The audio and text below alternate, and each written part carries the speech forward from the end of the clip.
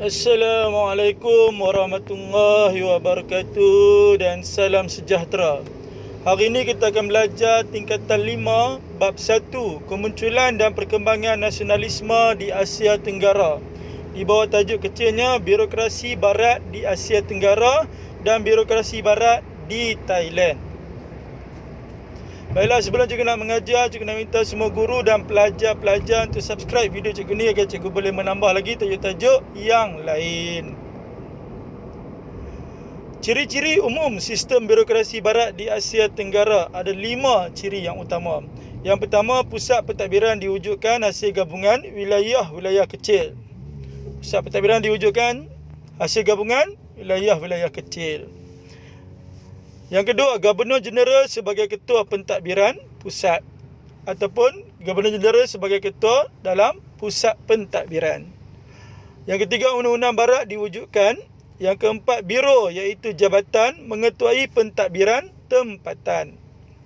Dan yang kelima, Pegawai Barat mengetuai Biro. Jadi semua sekali ada apa ciri umum sistem birokrasi barat di Asia Tenggara? Ada 5 ciri kesemuanya. Dia punya formula: pusat gambar udang biru pekat. Pusat gambar udang warna apa? Warna biru pekat. Okey, tengok penerangan formula. Pusat merujuk pada pusat juga, iaitu pusat pentadbiran diwujudkan hasil gabungan wilayah-wilayah kecil. Gambar merujuk pada gubernur, persamaan pada huruf GA di depan. Gambar gubernur, iaitu Gubernur Jeneral mengetuai pentadbiran pusat. Udang merujuk pada undang, sama pada huruf U dengan perkataan dang di belakang.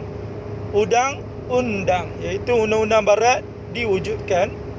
Biru merujuk pada biro.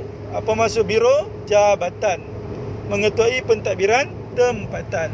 Dan sekali pekat merujuk pada pegawai, persamaan pada huruf PE di depan. Pekat, pegawai, iaitu Pegawai Barat mengetuai biro. Jadi semua ada apa pentadbiran? Ada 2 pentadbiran. Yang pertama pentadbiran pusat, yang kedua pentadbiran tempatan. Pentadbiran pusat macam mana boleh diwujudkan? Pentadbiran pusat diwujudkan hasil gabungan wilayah-wilayah kecil. Pentadbiran pusat diketuai oleh Gubernur Jeneral. Yang kedua, pentadbiran tempatan. Pentadbiran tempatan diketuai oleh Biro, dan Biro pula diketuai oleh Pegawai Barat. Jadi apa formula untuk ciri-ciri sistem birokrasi barat di Asia Tenggara? Pusat gambar udang biru pekat. Okey, seterusnya kita lihat birokrasi barat di Thailand. Birokrasi barat di Thailand diperkenalkan oleh 2 orang raja, iaitu Raja Mongkut dengan Raja Chulalongkorn. Okey, kita lihat satu persatu. Yang pertama, Raja Mongkut dulu. Raja Mongkut telah melantik 80 orang penasihat daripada barat untuk mengetuai pelbagai jabatan. Ingat, Raja Mongkut lantik berapa orang? 80 orang kesemuanya. Daripada nombor 1 sampai nombor 9. Nombor apa yang bunyi paling ganah? Nombor yang bunyi paling ganah adalah nombor 8. Begitu juga Raja Mongkut. Raja Mongkut melantik berapa orang? Melantik 80 orang pegawai barat untuk mengetuai pelbagai jabatan. Contohnya, dari Perancis mengetuai jabatan tentera. Kenapa Perancis kena ketuai tentera?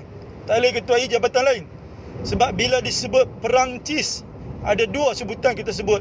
Perang dengan Cis.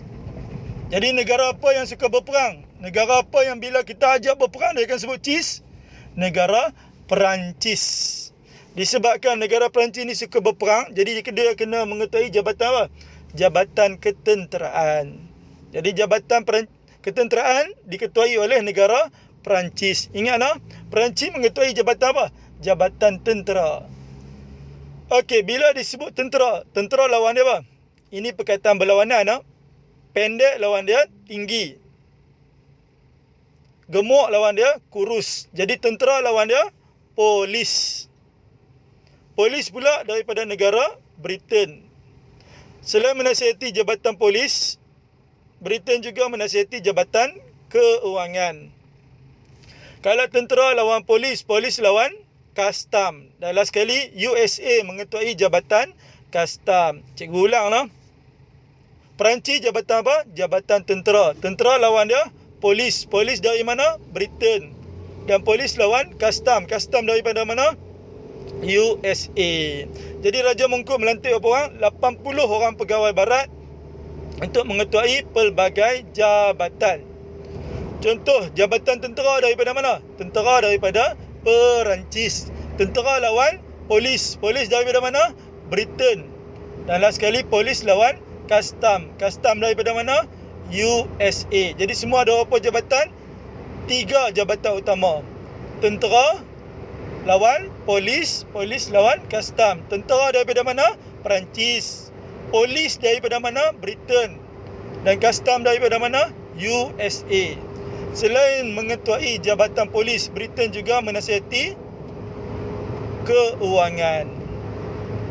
Okey, lepas Raja Mongkut diganti oleh anaknya, iaitu Raja Chulalongkorn. Raja Chulalongkorn ni melantik pentadbir tempatan berdasarkan tahap pendidikan. Dia lantik dah pentadbir tempatan? Ya, dia lantik mengikut tahap pendidikan mereka. Yang kedua, beliau mewujudkan Majlis Mesyuarat Tertinggi dan Majlis Penasihat Rendah. Tinggi lawan apa? Lawan dia rendah. Jadi, Majlis Mesyuarat Tertinggi. Tinggi kena mesyuarat. Dan kalau rendah, kena nasihat. Jadi, Majlis Penasihat Rendah. Seterusnya, mewujudkan Kabinet Menteri. Kemudiannya, mewujudkan Raja Berperlembagaan menggantikan Raja Berkuasa Mutlak. Dan melantik juru audit daripada negara barat. Jadi apa formula untuk Raja Chulalongkorn? Tapir mati, rogol kambing ramli. Macam mana tapir boleh mati?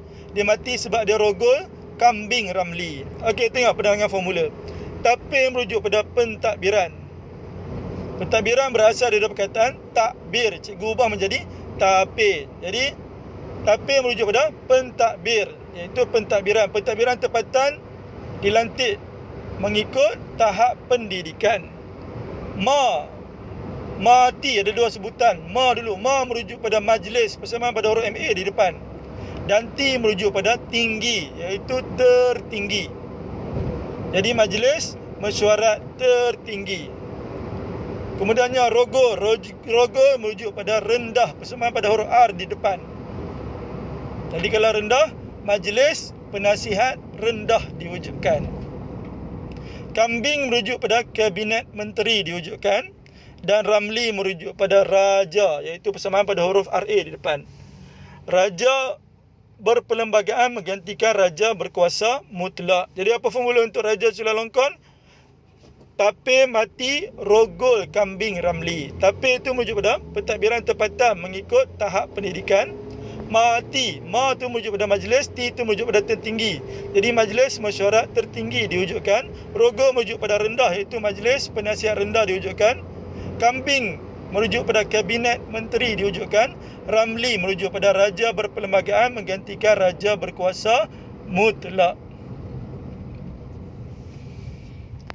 Okey, kita lihat analisis kekerapan bab 1 untuk kertas 2 dalam SPM 2010 sampai 2020 ulangan yang terkini.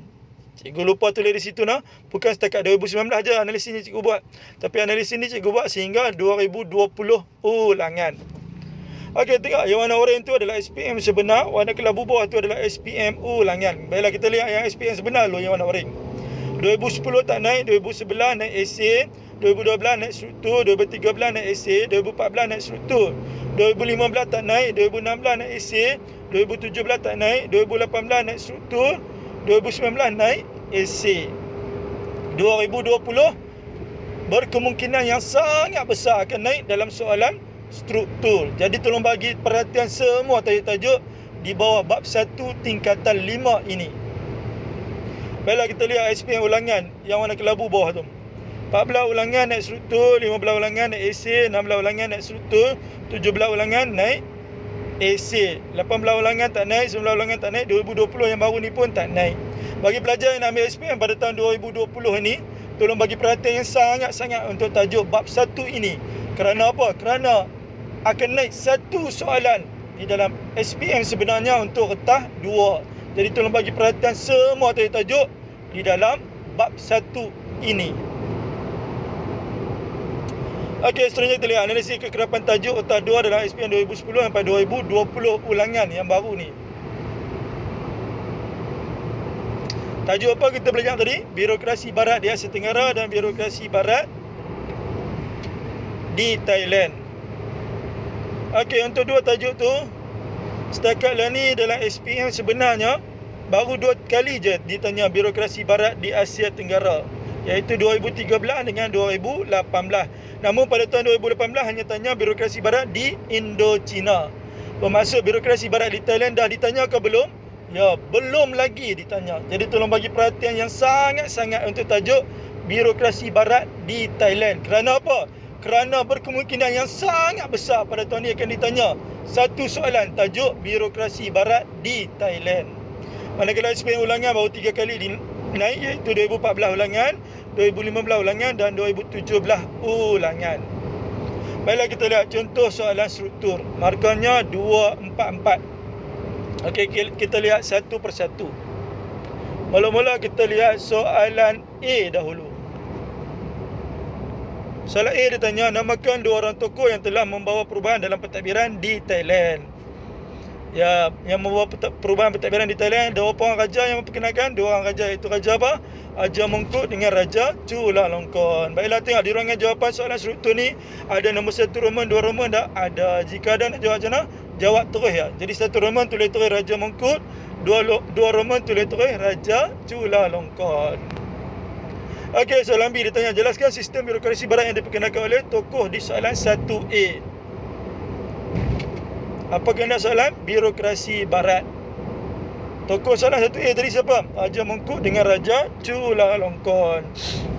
Ada formula tak? Ada. Raja Chulalongkorn ada formula. Apa formulanya?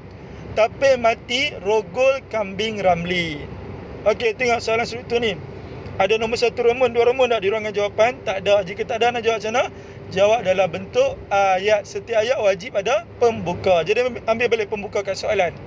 Sistem birokrasi barat yang diperkenalkan oleh Raja Mongkut ialah melantik 80 orang penasihat barat, ketuai pelbagai jabatan seperti Perancis di bawah jabatan tentera, Britain di bawah jabatan polis dan sebagai penasihat kewangan, serta USA di bawah jabatan kastam.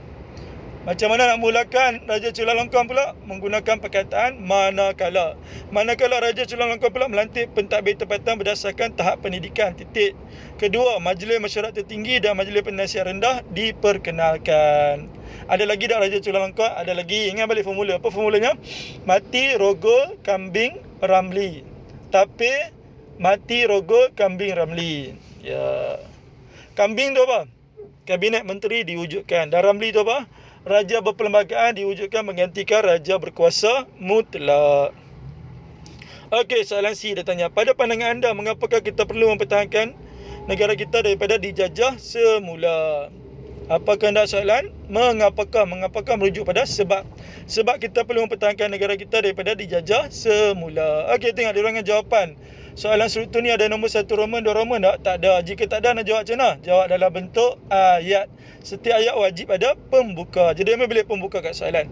Sebab kita perlu mempertahankan negara kita daripada dijajah semula ialah mengekalkan kedaulatan negara. Titik. Penanda wacana apa cikgu ajak? Guna number. Jadi kedua koma, mempertahankan hak bangsa. Ketiga koma, memelihara maruah bangsa. Keempat, menjamin kesejahteraan hidup. Ada lagi tak jawapan lain? Ada lagi. Boleh tak nak tambah lagi? Boleh. Dalam sejarah digalakkan menjadi galak bagi jawapan lebih. Jadi lepas keempat, kelima, menjamin kebebasan rakyat. Keenam, mewujudkan perpaduan antara kaum. Ketujuh, pentadbiran menjadi sistematik ataupun politik menjadi stabil di bawah pemerintahan rakyat tempatan. Okey, seterusnya kita lihat contoh soalan esei. Markahnya 488. Baiklah, kita lihat satu persatu. Soalan A dulu. Soalan A ditanya, nyatakan ciri-ciri umum sistem birokrasi barat di Asia Tenggara. Apakah anda soalan? Ciri-ciri umum sistem birokrasi barat. Ada formula tak? Ada. Apa formulanya? Pusat gambar udang biru pekat. Okey, seperti biasa untuk mulakan jawapan soalan esei mesti ada pembuka. Jadi ambil bilik pembuka kat soalan. Ciri-ciri umum sistem birokrasi barat di Asia Tenggara ialah pusat pentadbiran diwujudkan hasil gabungan wilayah-wilayah kecil. Titik. Penanda wacana apa cikgu ajak? Guna number. Jadi kedua koma, Governor General sebagai ketua pentadbiran pusat. Titik. Lepas kedua, ketiga, undang-undang barat diwujudkan. Lepas ketiga, keempat, biro iaitu jabatan mengetuai pentadbiran tempatan. Ada lagi tak? Ada lagi satu, ingat balik formula. Pusat gambar udang biru pekat. Ya, lepas keempat, kelima. Pekat tu apa? Pegawai barat mengetuai biro. Okey, soalan B ditanya. Bagaimanakah negara Thailand berjaya mengekalkan kedaulatan negaranya? Apa kehendak soalan? Negara Thailand berjaya mengekalkan kedaulatan negaranya. Ingatlah, negara Thailand berjaya mengekalkan kedaulatan negaranya disebabkan oleh dua orang raja tu, iaitu Raja Mongkut dengan Raja Chulalongkorn. Ada formula tak? Ada apa formulanya? Tapir mati rogol kambing ramli. Okey, seperti biasa untuk memulakan jawapan soalan esei mesti ada pembuka. Jadi ambil balik pembuka kat soalan. Negara Thailand berjaya mengekalkan kedaulatan negaranya kerana memperkenalkan sistem birokrasi barat. Sistem tersebut diperkenalkan oleh Raja Mongkut dengan Raja Chulalongkorn. Raja Mongkut telah melantik 80 orang penasihat barat untuk mengetuai pelbagai jabatan seperti Perancis di bawah jabatan tentera, Britain di bawah jabatan polis dan sebagai penasihat kewangan, serta USA di bawah jabatan kastam. Macam mana nak memulakan untuk Chulalongkorn pula? Guna perkataan manakala. Manakala Raja Chulalongkorn pula melantik pentadbir tempatan berdasarkan tahap pendidikan titik. Penanda wacana cikgu ajak guna number. Jadi kedua, Majlis Mesyuarat Tertinggi dan Majlis Penasihat Rendah diwujudkan. Ketiga, Kabinet Menteri diwujudkan. Keempat, Raja berperlembagaan menggantikan Raja berkuasa mutlak. Okey, akhir sekali tengok soalan contoh soalan kebat. Soalannya, beri cadangan tentang cara untuk mengukuhkan sistem pentadbiran di negara kita. Apa kehendak soalan? Cadangan untuk mengukuhkan sistem pentadbiran di negara kita. Baiklah, sebelum nak memulakan jawapan soalan esei mesti ada pembuka. Jadi ambil pembuka kat soalan. Cadangan tentang cara untuk mengukuhkan sistem pentadbiran di negara kita ialah melahirkan pegawai yang mahir dan berpengetahuan luas. Contohnya, berkemahiran dalam bidang ICT seperti dapat membuat Google Form dan MySejahtera untuk kemudahan rakyat.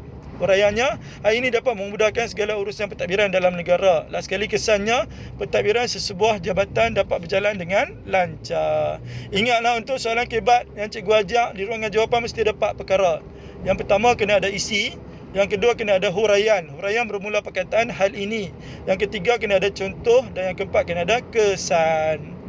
Baiklah, macam mana nak memulakan isi yang kedua? Guna number. Jadi cadangan kedua, melantik pelbagai kaum dalam pentadbiran negara. Contohnya, melantik kaum Cina dan India untuk menyertai pegawai tadbir dan diplomatik atau PTD selain daripada kaum Melayu. Huraiannya, hal ini dapat mewujudkan perpaduan kaum dalam sebuah jabatan kerajaan. Last sekali kesannya, perpaduan kaum di negara kita akan menjadi semakin utuh. Okey, akhir sekali cikgu nak menyampaikan berita gembira kepada pelajar yang ambil SPM bagi tahun 2020 ini, iaitu buku poket formula tingkatan 4 dan buku poket formula tingkatan 5. Di dalamnya mengandungi tajuk-tajuk sport mengikut bab sebagaimana dalam buku teks tingkatan 4 dan buku teks tingkatan 5. Sebagaimana kita tahu, setiap bab ada tajuk-tajuk sport yang tersendiri. Jadi bagi sesiapa yang berminat, boleh mendapatkannya pada harga RM1 saja satu buah. Jadi yang nak dapatkan kedua-dua buah buku tingkatan 4 dan tingkatan 5 memerlukan berapa ringgit? Memerlukan RM2 sahaja. Jadi bagi yang berminat, boleh WhatsApp Syazri di nombor 013 7529 209. Okey, hanya sekadar itu saja daripada cikgu untuk hari ini. Kita jumpa lagi dalam kelas sejarah yang seterusnya. Sekian, wabillahi taufiq wal hidayah. Assalamualaikum warahmatullahi wabarakatuh.